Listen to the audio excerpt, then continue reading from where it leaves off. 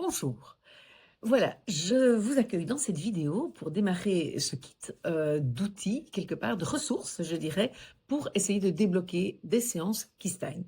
On connaît tous un peu ce moment où, bon voilà, par exemple, typiquement, on voit, moi ça m'arrive, on voit le nom dans l'agenda d'un patient, d'un coaché, et on se dit, oh, j'ai pas envie de le voir, parce qu'avec lui, ça n'avance pas suffisamment, je sens que d'une séance à l'autre. Alors parfois, c'est même en séance. Pendant la séance elle-même, on se dit, on tourne un peu en rond, j'ai l'impression que je reformule, je pose des questions, mais en fait, je sais pas comment intervenir, etc. Et en fait, à ce moment-là, on se dit, bah, en fait, est-ce que je manque d'un outil? Est-ce que je suis pas compétente pour cette situation? Est-ce qu'elle est trop difficile? Et le problème n'est pas forcément là. Et donc, ce que je voudrais d'abord qu'on observe, et que je vous encourage à observer chez vous, dans le kit, vous avez des grilles d'observation, etc., c'est, en fait, qu'est-ce que vous faites quand vous êtes dans cette difficulté? Alors, c'est pas chaque fois la même chose, donc il peut arriver qu'on réagisse d'une manière ou d'une autre. Il y a trois réactions qu'on peut avoir. La première, c'est par exemple, de ce que j'appelle nourrir davantage le problème. C'est-à-dire, sans le vouloir, je pose plus de questions parce que j'ai l'impression que je ne comprends pas. Et donc, parfois même, j'ai des participants dans nos formations qui disent ben, mes séances durent trop longtemps, j'arrive pas à cadrer parce que la personne s'étale.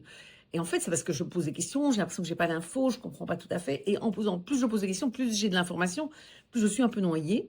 Et donc, ça peut être un réflexe pour essayer de retrouver du contrôle sur ce qui se passe ou pour aider mieux la personne et qui, au contraire d'aider, nous met dans une situation où il y a un emballement et trop d'informations. Autre chose, ça peut être de vouloir reformuler pour clarifier, mais en fait, on reformule et finalement, on a l'impression d'être tout le temps dans je dis la même chose, le patient ou le coaché écoute ou approuve éventuellement, mais il n'y a rien qui change vraiment. Et puis autre chose, ça peut être aussi de tomber un peu dans les explications, la psychoéducation. Donc voilà, je vais vous expliquer. Alors c'est utile, hein. Ces trois, le fait de questionner peut être tout à fait débloquant, le fait de reformuler est tout à fait intéressant, et le fait de donner des bribes de psychoéducation, c'est intéressant aussi, ça peut être éclairant. Pour le patient, c'est ce qu'on appelle des recadrages. Donc, par exemple, bah, typiquement, je pense à une séance que j'ai eu il n'y a pas longtemps. Je demande à ma patiente à quoi sert la colère. Elle me répond bah, à extérioriser des choses, etc. Et je lui dis, bah, non, en réalité, la colère, c'est l'émotion du respect. Et je lui explique comment, c'est ce qui nous permet de mettre nos limites, etc. Donc, c'est ce qui est recadrant. Et donc, pour moi, c'est vraiment important, c'est pouvoir le faire ponctuellement, parce que voilà, ça fait voir autrement les choses, mais ne pas en user, en abuser, et se rendre compte qu'à la fin de la séance, c'est moi qui ai parlé tout le temps, et finalement, il n'y a pas beaucoup de choses qui bougent, parce qu'on est juste dans des explications. Un autre type de réaction, c'est de vouloir plus que l'autre le changement, d'essayer de convaincre l'autre qu'il doit bouger, qu'il doit faire des choses. Vous êtes peut-être déjà retrouvé dans cette situation, moi en tout cas ça m'est arrivé, d'essayer de convaincre qu'il faut que ça change, etc. Pourtant c'est lui qui nous dit au départ j'aimerais que ça change dans mon couple, ça ne va pas. Et après c'est moi qui suis là en train de vouloir plus que lui. Et donc ça, quand vous vous retrouvez dans cette situation-là, c'est important d'en prendre conscience. C'est pour ça que je vous amène à observer et puis à vous donner, et je vous donne après des pistes. C'est pouvoir en prendre conscience, parce que je peux retrouver quelqu'un en face de moi qui est là, en train de ne pas trop se bouger, parce que parce qu'il a en face de lui un thérapeute, un coach qui s'active et qui porte le changement. Et donc l'idée, ça va être évidemment de lui rendre cette responsabilité-là. Et puis, il y a aussi le piège de chercher la bonne manière d'intervenir. Vouloir être exactement sur l'intervention qui va être adéquate à ce moment-là. C'est parfois un peu de perfectionnisme, mais c'est un peu logique dans notre métier, on veut bien faire, on est quand même face à d'autres êtres humains. Parfois, un syndrome de l'imposteur qui fait qu'on n'ose pas aller avec cette technique-là, je n'ose pas l'essayer, etc. Et donc, on est perdu, on ne sait plus quoi dire, quoi faire, parce qu'on n'ose pas faire ce qu'on pense qui pourrait être bien, parce qu'on se dit que ce n'est peut-être pas exactement ce qu'il faut faire. Donc là, l'idée, c'est d'abord de prendre conscience, d'observer vos mécanismes et comment, en fait, la séance tourne en rond, ou les séances, hein, puisque comme je vous le disais, ça peut être entre les séances qu'on s'en rend compte. Alors, ensuite, vous allez voir dans le kit, évidemment, c'est le plus important, c'est comment on relance le mouvement. Comment relancer le mouvement? Je vous propose ici 3 types d'interventions qui peuvent relancer le mouvement. Après, il y en a évidemment d'autres, mais je ne pouvais pas tout vous mettre. Alors, la première, c'est évidemment d'arrêter de nourrir le problème. Donc, de repérer, en fait, plus je questionne, plus je suis noyée, donc j'arrête ça. Je me mets en position un peu d'observateur. Je prends un peu du recul. Et vous voyez, vous allez voir que c'est intéressant parce que les 3 interventions vont un peu dans un mood de je prends du recul, un peu de lâcher prise.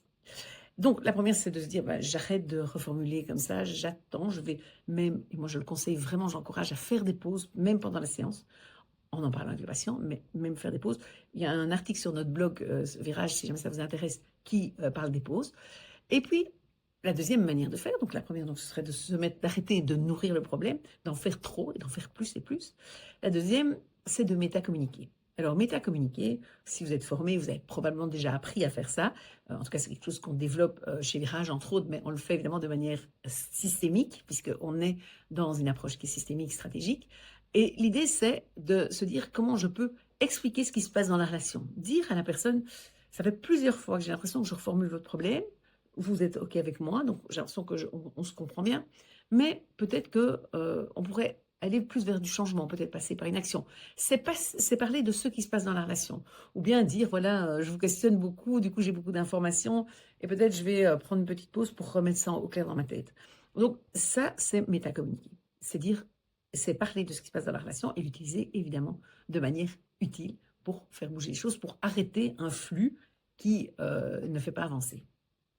Et puis, une troisième manière, c'est de freiner le changement. Donc, je vous explique tout ça évidemment de manière plus détaillée dans les outils du kit. Freiner le changement, c'est-à-dire ne plus vouloir plus que l'autre, c'est-à-dire se mettre au fond de son fauteuil et laisser l'autre avancer. Dire par exemple, là j'ai l'impression que, en fait, je vous propose des choses, mais je ne suis pas certaine que vous soyez prêt et je me demande si je ne vais pas trop vite. Peut-être qu'il vaudrait mieux pour l'instant que ça ne change pas. Et laisser le coaché, le patient, revenir en disant « Mais non, non, moi je veux que ça bouge. Mais non, ça ne me va pas comme c'est. » Et du coup, que ce soit lui qui porte ce changement, que ce soit lui qui porte cette responsabilité-là, plutôt que nous, ce qui est beaucoup plus écologique et éthique aussi, fondamentalement. Donc voilà, ça c'est vraiment important. Alors dans le kit, ce que vous allez trouver, donc l'idée c'est que vous puissiez l'appliquer, donc j'ai essayé que ce soit pas trop long, puisque l'idée c'est que ce soit quelque chose de concret, de pratique. C'est ce qu'on aime d'ailleurs chez Virage, c'est que ce soit pragmatique, c'est que les gens qui sortent de chez nous, et ça nous revient souvent, disent j'ai des outils concrets, je sais quoi faire à tel moment, comment questionner, etc. Donc ici, l'idée c'est vraiment que vous ayez des petites fiches, etc. Vous allez voir, il y a un guide donc, qui reprend vraiment voilà, comment relancer le mouvement en séance en détaillant le contenu de cette vidéo. Il y a ce que j'ai appelé la boussole qui va vous aider, qui est une fiche recto verso A4 qui vous permet même de l'avoir devant vous en séance ou entre les séances de l'avoir rapidement et de ne pas devoir relire chaque fois tout le guide. Vous aurez compris. Et donc, ça vous permettra d'accélérer, de retrouver le nord, si on peut dire. Il y a les cartes. Les cartes, elles sont hyper pragmatiques parce qu'elles donnent chaque fois des phrases types qu'on peut dire. Alors évidemment, attention, ne prenons pas à la lettre.